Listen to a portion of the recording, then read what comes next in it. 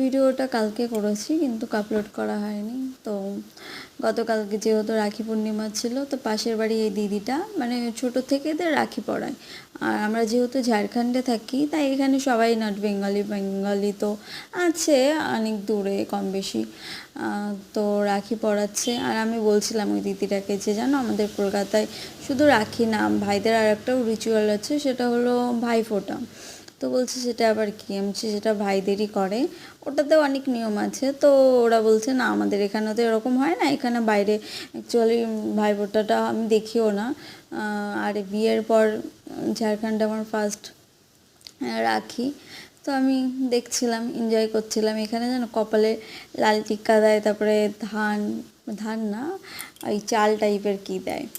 তো রাখি টাকি পরানো কমপ্লিট হয়ে গেছে। আমি বলছিলাম এটা আমার দেওয়ার হয়, তো আমি বলছিলাম ভাই তোকে আমি তো ভাই বলে ডাকি, রাখি পরাতে পারবো না?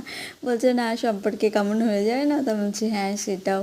তো এইদিকে রাখি টাকি পরানো কমপ্লিট, এই যে গিফট দিয়েছে একটা শাড়ি, আমি বলছি পরে আসবে কিন্তু, বলছে ঠিক আছে।